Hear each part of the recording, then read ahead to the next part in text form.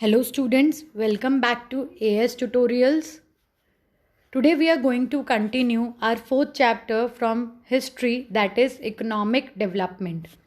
So students, अब तक इस चैप्टर में हमने पढ़ा that हमारी कंट्री ने मिक्स्ड इकोनॉमी अडॉप्ट की थी. करेक्ट, हमारे पास ऑप्शंस थे कैपिटलिस्ट, सोशलिस्ट एंड मिक्स्ड का. सो हमारी कंट्री की गवर्नमेंट ने क्या डिसाइड किया दैट कैपिटलिस्ट एंड सोशलिस्ट दोनों एक्सट्रीम टाइप्स ऑफ इकोनॉमीज़ है. दैट इज़ एक इकोनॉमी के अंदर सिर्फ प्रॉफिट पे फोकस किया जाता है एंड दूसरी इकोनॉमी में वेलफेयर पर. सो इसीलिए गवर्नमेंट ने डिसाइड किया कि हम मिक्स्ड इकोनॉमिक प्लान यूज़ करेंगे जिसमें प्रॉफिट और वेलफेयर दैट इज़ पुअर्स के लिए भी सोचा जाएगा एंड साथ साथ में कंट्री में प्रॉफिट भी जनरेट किया जाएगा. क्लियर. सो इंडिया ने कौन सी इकोनॉमी अडाप्ट की थी? इंडिया ने एक मिक्स्ड इकोनॉमी अडाप्ट की थी. हमारे पास कितने ऑप्शंस थे? Total there were 3 option, capitalist, socialist and mixed, and India adopted the mixed economy. Nextly अभी क्या बताया हुआ है यहाँ पे कि मिक्स्ड इकोनॉमी में टोटल कितने सेक्टर्स होते हैं? There are total 3 sectors in mixed economy.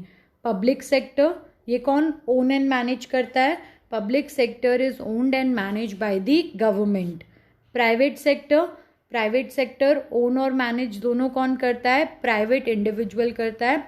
हाँ, गवर्नमेंट सिर्फ चेक एंड बैलेंसेस लेती है देखने के लिए कि वो लोग किसी पॉलिसी को मिसयूज़ तो नहीं कर रहे, इसलिए गवर्नमेंट सिर्फ उनके अकाउंट्स, उनका वर्किंग जो है वो चेक करती है. बट कंट्रोल एंड ओनरशिप दोनों किसकी होती है? प्राइवेट इंडिविजुअल की. एंड तीसरा सेक्टर आता है इसमें जॉइंट, जहाँ पर ओनरशिप और मैनेजमेंट प्राइवेट और public that is government and private दोनों में डिवाइडेड रहता है. क्लियर. देन उसके बाद हमने देखा था दैट इंडिया ने मिक्स्ड इकोनॉमी अडाप्ट की. उसके बाद प्रॉपर डेवलपमेंट के लिए हमने 5 ईयर प्लान मॉडल यूज़ किया था. करेक्ट, हमने प्रॉपर डेवलपमेंट के लिए क्या यूज़ किया था? 5 ईयर प्लान यूज़ किया था. सो लेट्स सी कि ये 5 ईयर प्लान होता क्या है एंड इंडिया में 5 ईयर प्लान्स में क्या क्या गोल्स रखे गए थे. 5 year plan. The colonial power had exploited India economically. The country faced severe problems like poverty, unemployment, population growth, low standard of living, low productivity of agriculture and industry, and backwardness in the field of knowledge, science and technology. Planning was essential to solve these problems. क्या बताया हुआ है यहाँ पे? That Britishers ने हमारी economy को completely exploit किया था.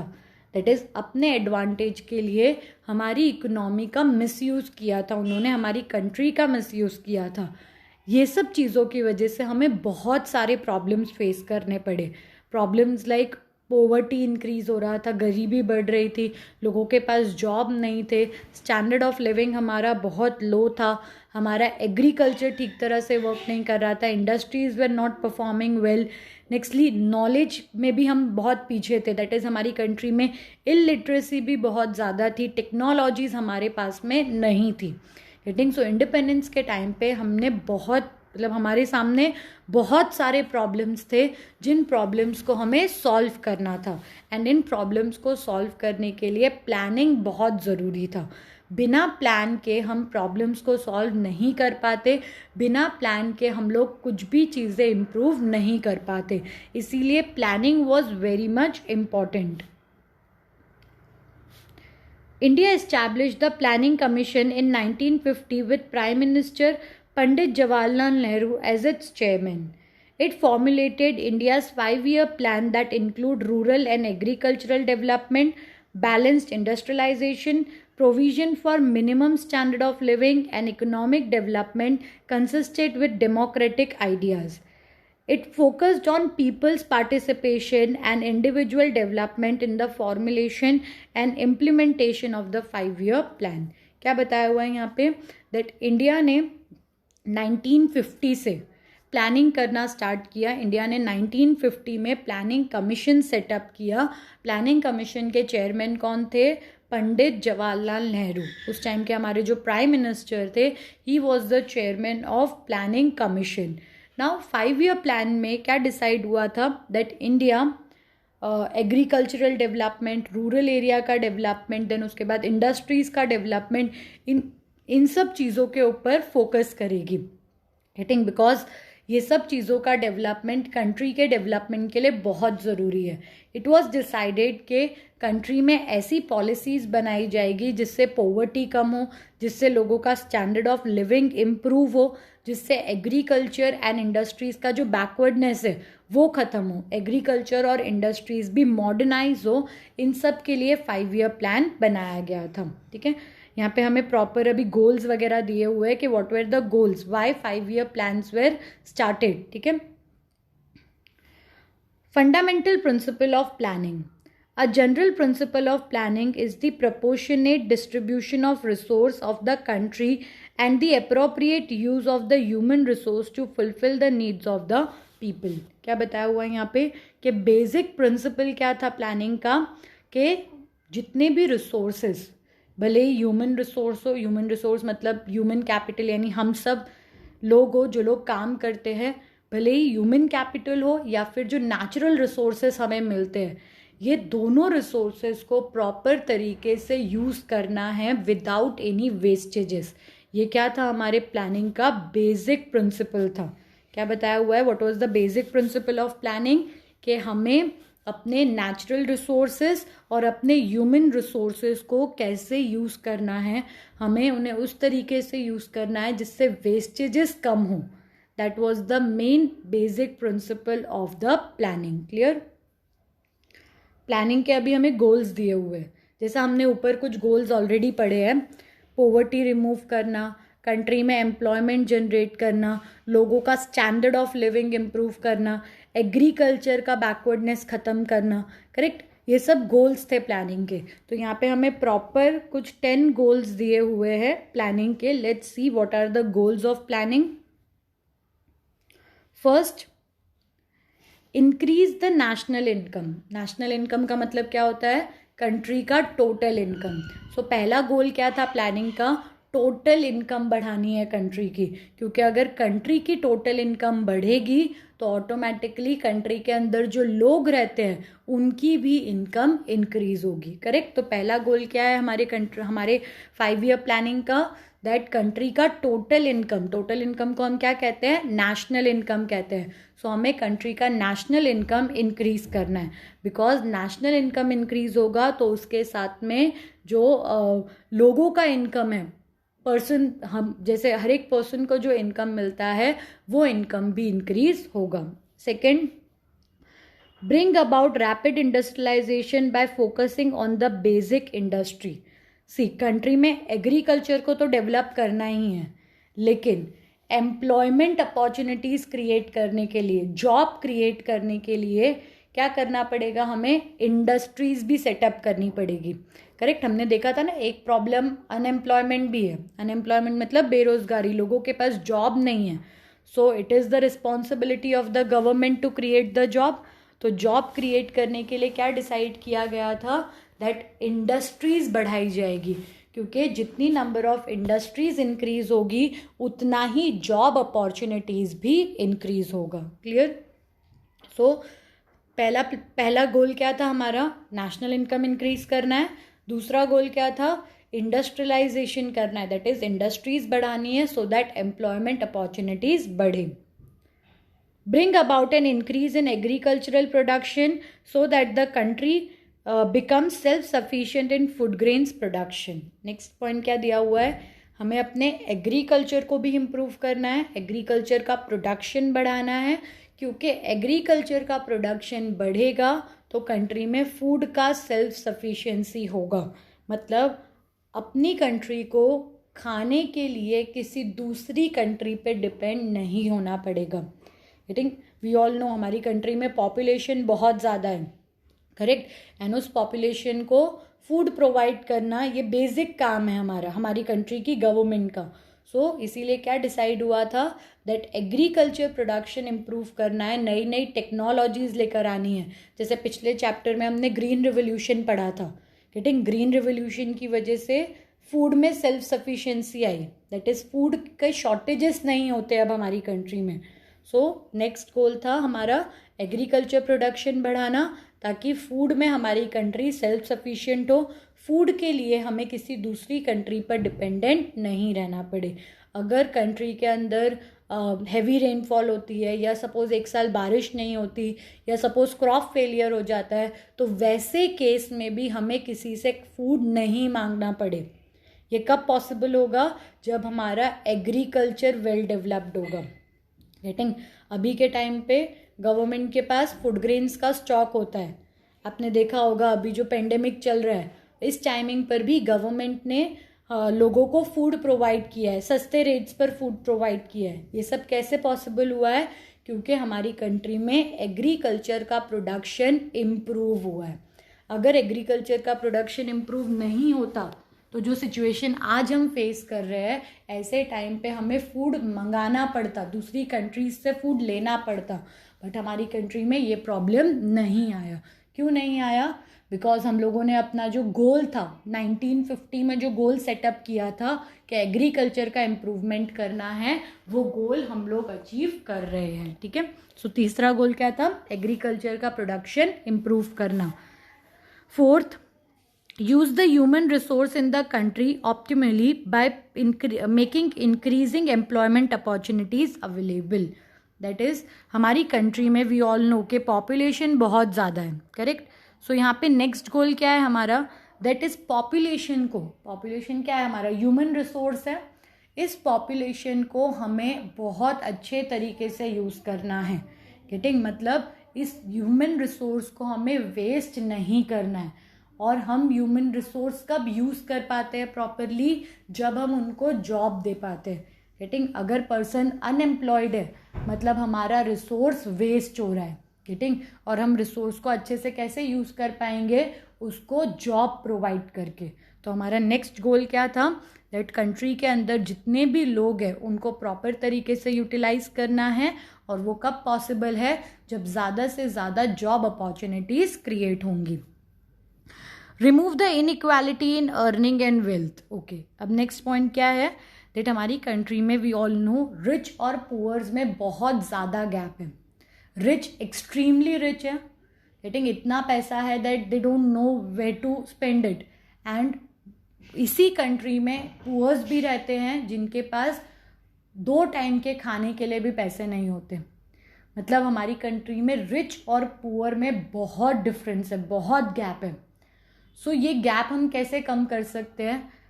गेटिंग? ये इनइक्वालिटी को हम कैसे कम कर सकते हैं? By bringing equality. गेटिंग? कैसे हम कर सकते हैं कि वेल्थ को इक्वली डिस्ट्रीब्यूट करना, इनकम को इक्वली डिवाइड करना, ये सब चीज़ें करके हम लोग इनइक्वालिटी एंड कर सकते हैं। सो ये हमारा एम गोल था। बट वी ऑल नो कि अब तक हम इस गोल को पूरी तरह अचीव नहीं कर पाए हैं। 1950 में हमने क्या गोल सेटअप किया था? दैट कंट्री में रिच और पुअर में जो डिफरेंस है उसको कम करेंगे। मतलब ऐसा नहीं कि रिचनेस ख़त्म हो जाएगी, वैसा नहीं, रिच लोग रहेंगे बट पुअर जो है उनको 2 स्क्वायर मील आराम से मिल जाएगा। वो बेसिक फैसिलिटीज़ प्रॉपर तरीके से अर्न कर पाएंगे, बेसिक फैसिलिटीज़ उनको मिलेंगी। ये हमारा गोल था। बट वी ऑल नो कि हम लोग इस टारगेट को अभी तक अचीव नहीं कर पाए। बट जब हमने अपना गोल सेटअप किया था, सो कंट्री के अंदर पॉवर्टी ख़त्म करने का भी डिसाइड किया था। पॉवर्टी मतलब क्या होता है? गरीबी। सो गरीबी ख़त्म करना was one of our goal. Maintain stable prices of the commodity. आप देखते हो आजकल महंगाई बहुत बढ़ती है। गेटिंग? प्रोडक्ट्स महंगे हो जाते हैं, बेसिक प्रोडक्ट्स भी, फूड भी महंगा हो जाता है, क्लोथिंग भी महंगा हो जाता है, शेल्टर भी महंगा हो गया है, हेल्थ, एजुकेशन, ये सब चीज़ें एक्सपेंसिव होती जा रही है। तो लोगों को बहुत प्रॉब्लम आती है ये सब चीज़ें खरीदने में। क्यों? क्योंकि उनकी इनकम इतनी ज़्यादा नहीं बढ़ती। सो हमारी कंट्री की गवर्नमेंट का ये भी गोल था दैट प्राइजेस ज़्यादा इंक्रीज़ नहीं करे। गेटिंग? मतलब जो भी कमोडिटीज़ है उनके प्राइजेस को स्टेबल रखना। प्राइजेस बहुत इंक्रीज़ या बहुत डिक्रीज़ नहीं होने चाहिए, क्योंकि अगर बहुत इंक्रीज़ हो गए प्राइस तो कस्टमर्स को प्रॉब्लम होगी। गेटिंग? हम लोग परचेस नहीं कर पाएंगे। और अगर प्राइजेस बहुत डिक्रीज़ हो गए तो जो प्रोडक्ट बेच रहे हैं उनको नुकसान होगा। सो गवर्नमेंट का नेक्स्ट गोल क्या था? दैट प्राइजेस में स्टेबिलिटी लेकर आना, ताकि प्राइजेस बहुत ज़्यादा इंक्रीज़ या बहुत ज़्यादा डिक्रीज़ नहीं हो। bring the growth in population under control by family planning. So now we all know that हमारी कंट्री का पॉपुलेशन बहुत ज़्यादा है, एंड अगर हमने इस पॉपुलेशन को कंट्रोल नहीं किया तो आने वाले टाइम में बहुत ज़्यादा प्रॉब्लम्स हमारी कंट्री को सफ़र करनी पड़ सकती है. सो इसीलिए गवर्नमेंट ने क्या डिसाइड किया था, दैट फैमिली प्लानिंग के थ्रू उन लोगों को पॉपुलेशन कंट्रोल करना है. आई थिंक आपने देखे होंगे बहुत सारे एडवर्टाइजमेंट्स गवर्नमेंट ने किए थे, लोगों को रियलाइज़ कराया था कि लार्ज पॉपुलेशन कंट्री के लिए बर्डन बन सकता है. सो ये भी एक हमारा गोल था दैट हमें पॉपुलेशन कंट्रोल करना है. Improving the standard of living by eradicating poverty. लोगों का स्टैंडर्ड इम्प्रूव करना, रहन सहन का तरीका इम्प्रूव करना, और वो कब इम्प्रूव होगा, जब कंट्री में से गरीबी ख़त्म होगी, जब कंट्री में से पॉवर्टी ख़त्म होगी. मतलब पॉवर्टी ख़त्म करना was another aim of the government. Develop social services develop करना, दैट इज़ लोगों का वेलफेयर करना, उनको जो भी फैसिलिटीज़ चाहिए वो सब उनको प्रोवाइड करना. Making the economy self sufficient. Economy को सेल्फ सफिशिएंट मतलब कंट्री को सेल्फ सफिशिएंट बनाना हर एक चीज़ के फॉर्म में. जैसे फूड के लिए हमने सेल्फ सफिशिएंसी डिसाइड की थी, in the similar manner health के लिए, एजुकेशन के लिए, डिफेंस के लिए, हर एक चीज़ के लिए सेल्फ सफिशिएंट होना. दैट इज़ हमें कभी भी किसी दूसरी कंट्री पर कोई भी प्रोडक्ट के लिए डिपेंडेंट नहीं रहना पड़े. हम लोग जो इम्पोर्ट्स करते हैं वो ज़्यादा नहीं करनी पड़े, ये भी हमारी कंट्री का गोल था. क्लियर. सो एक बार वापस देखते हैं what were the goals of 5 year plans. पहला गोल था नेशनल इनकम बढ़ाना, दूसरा इंडस्ट्रीज इम्प्रूव करना, तीसरा एग्रीकल्चर का प्रोडक्शन बढ़ाना ताकि फूड के लिए हम सेल्फ सफिशिएंट हो जाए, ह्यूमन रिसोर्सेज को यूज़ करना, ह्यूमन रिसोर्स को वेस्ट नहीं करना, और वो हम कैसे कर सकते हैं, employment that is job opportunities create करके, कंट्री में से इनइक्वालिटीज़ कम करना. गेटिंग. फिर नेक्स्ट आता है प्रोडक्ट के प्राइजेस स्टेबल रखना, दैट इज़ बहुत इंक्रीज या बहुत डिक्रीज नहीं होने चाहिए प्राइजेस. पॉपुलेशन कंट्रोल करना, पॉवर्टी इरेडिकेट करना, गरीबी मिटाना, सोशल सर्विसेज डेवलप करना, और कंट्री को सेल्फ सफिशिएंट बनाना. अभी हम लोग ये सेल्फ सफिशिएंट वर्ड आजकल के टाइम पर भी बहुत सुन रहे हैं. हमारे प्राइम मिनिस्टर ने हमें वर्ड दिया है आत्मनिर्भर बनना. करेक्ट. आत्मनिर्भर का मतलब क्या होता है, सेल्फ सफिशिएंसी ही होता है कि हमें किसी दूसरी कंट्री पर डिपेंड नहीं करना है. ये हमारे कब के गोल्स थे, 1950 के गोल्स थे. जब हमने 5 ईयर प्लानिंग स्टार्ट किया था उस टाइम पर ये सब हमारे गोल्स थे. क्लियर. ओके. तो हमने गोल्स पढ़े, हमने देखा कि हमारी कंट्री की गवर्नमेंट क्या क्या आगे के टाइम पे करने वाली थी, क्या क्या उनके टारगेट्स थे, एंड वी विल सी कि कितने प्लान्स लगे इन टारगेट्स को अचीव होने में. गेटिंग. कौन से नए टारगेट्स गवर्नमेंट ने सेटअप किए. सो हम लोग पढ़ेंगे with the first 5 year plan. हमारा पहला 5 ईयर प्लान 1951 से लेके 56 तक था. 5 साल का प्लान है. और आज के टाइम पर भी आप देखते हो जब भी कोई नई गवर्नमेंट आती है तो वो अपने साथ अपना प्लान लेकर आती है. गेटिंग. उनकी पॉलिसीज़ होती है, फिर हम उनकी पॉलिसीज़ सुनते हैं, उनका एजेंडा सुनते हैं, और उसके बेसिस पर डिसाइड करते हैं कि हमें वोट करना है कि नहीं करना. गेटिंग. जब भी आप देखते हो इलेक्शन कैंपेन होता है, सो गवर्नमेंट कितनी नई चीज़ें बताती है कि हम ये करने वाले हैं, हमारा ये गोल है, हमारा ये ऑब्जेक्टिव है. हम वो सब चीज़ें सुनते हैं, एंड देन उसके बेसिस पर हम डिसाइड करते हैं कि हमें इस गवर्नमेंट को वोट करना है या नहीं. क्लियर. सो 5 ईयर प्लान हर गवर्नमेंट के साथ एवरी 5 साल में गवर्नमेंट बदलती है या एवरी 5 ईयर्स में इलेक्शंस होते हैं, तो इलेक्शन के टाइम पे नया पॉलिसी फ्रेम होता है. सो पहला 5 ईयर प्लान कब बना था, 1951 to 56 में. इस टाइम पे हमारे प्राइम मिनिस्टर कौन थे, पंडित जवाहरलाल नेहरू जी. लेट्स सी कि उन्होंने अपने 5 ईयर प्लान में क्या क्या चीज़ें डिसाइड की थी कि कौन से टारगेट्स हमें फुलफिल करने हैं. The expenditure in this plan was primarily on agriculture, social development, irrigation, flood control, sources of energy, rural and small industries, heavy industry and minerals, transport and communication, education and health. The plan consisted of measures to lay the foundation of planned economic development. Okay. सो पहले 5 year plan पे focus कहाँ पर था? Agriculture पर, social development पर, irrigation facilities improve करनी है, flood control करना है, एनर्जी के सोर्सेज बढ़ाने हैं। गेटिंग, हम लोग सिर्फ थर्मल एनर्जी, कोल पर डिपेंड करते थे, बट हाइड्रो इलेक्ट्रिसिटी यूज़ करना है, सोलार एनर्जी यूज़ करनी है। इन सब चीज़ों के लिए भी स्टार्टअप करने का इन प्लान्स में डिसाइड किया गया था। इसके अलावा ट्रांसपोर्ट एंड कम्युनिकेशन को इम्प्रूव किया था, हेल्थ एंड एजुकेशन को भी इम्प्रूव किया था। And this was the first 5 year plan. यहाँ पर मेन एम ये था दैट कंट्री के अंदर प्लानिंग जो है वो सेटअप हो जाए। गेटिंग, इसके पहले तक, मतलब जब इंडिपेंडेंस मिला वो 3 इयर्स तक, ये 51 में स्टार्ट हुआ और हमें 47 में इंडिपेंडेंस मिला, तो ये 3 इयर्स तक हम लोगों ने कुछ प्लानिंग के साथ नहीं किया था। ये 3 साल तो हम सिर्फ स्टेट्स बना रहे थे, देन उसके बाद ये 3 इयर्स हम लोग कॉन्स्टिट्यूशन फ्रेम करने में लगे हुए थे। बट 51 में इट वॉज डिसाइडेड कि अब हमारी कंट्री प्रॉपर प्लानिंग से डेवलप होगी। जैसे मन कर रहा है वैसे डेवलप नहीं होगा, एक प्रॉपर एजेंडा सेट किया जाएगा और उस एजेंडा पर काम किया जाएगा। क्लियर? सो ये कब डिसाइड हुआ था? फर्स्ट 5 ईयर प्लान में। देन आता है हमारा second 5 year plan. Second 5 year plan का मेन एम था इंडस्ट्रियल डेवलपमेंट। गेटिंग, जैसे अगर आप बोलोगे तो फर्स्ट 5 ईयर प्लान का मेन एम था एग्रीकल्चर को डेवलप करना। गेटिंग, बाकी सब एम साथ में थे ही, बट मेन फोकस किस पर किया गया था? एग्रीकल्चर पर। In the similar manner second 5 year plan में मेन फोकस किया गया था on the industries, heavy industries setup करने पर। गेटिंग, जैसे शिप बिल्डिंग हुआ, देन उसके बाद केमिकल फर्टिलाइजर इंडस्ट्री हुई, ये सब चीज़ों को सेकेंड 5 ईयर प्लान में इम्पोर्टेंस दिया गया था। This plan had ambitious goal of industrialisation.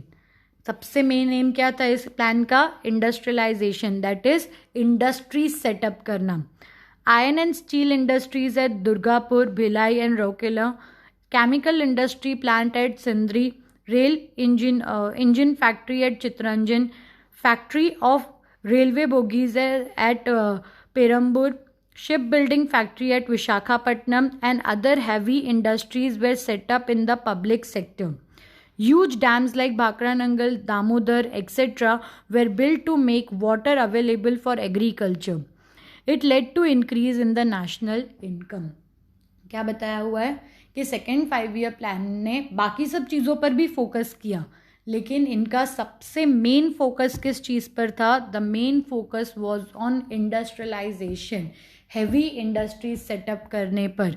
Iron and steel industry setup की गई थी, केमिकल फर्टिलाइज़र इंडस्ट्री सेटअप की गई थी, फिर रेलवे इंजन डेवलप करने की फैक्ट्री सेटअप की गई थी, रेलवे बोगीज बनाने की इंडस्ट्री सेटअप की गई थी, शिप बिल्डिंग इंडस्ट्री सेटअप की गई थी, डैम्स बनाए गए थे। सो इनका मेन एम क्या था कि कंट्री में इंडस्ट्रीज ज़्यादा से ज़्यादा सेटअप होनी चाहिए। This was the aim of second 5 year plan. फिर आता है हमारा third 5 year plan. Let's see third 5 year plan का इंपॉर्टेंस क्या था। This plan was aimed at bringing about a balance in industry and agriculture. Okay, पहला plan agriculture के लिए था, दूसरा प्लान इंडस्ट्रीज के लिए था, तीसरे में डिसाइड हुआ था कि एग्रीकल्चर और इंडस्ट्री दोनों को साथ में डेवलप करना है। The other goals of the plan included increase in national income, heavy industries, development in transport and mineral industry, elevation of poverty, and expand the opportunities for employment. Main aim क्या था? Industries और agriculture. इसके साथ साथ में national income बढ़ाना, transport improve करना, poverty हटाना, एम्प्लॉयमेंट अपॉर्चुनिटीज़ क्रिएट करना, ये सब भी थर्ड 5 ईयर प्लान के गोल्स थे। ओके, थर्ड 5 ईयर प्लान के बाद 3 साल के लिए 1 ईयर प्लान बना था, क्योंकि इस टाइम पर वॉर वगैरह चल रही थी, तो 1 ईयर प्लान हमने बनाया था। थर्ड 5 ईयर प्लान के बाद सीधा फोर्थ 5 ईयर प्लान नहीं आया था, 3 साल का गैप था।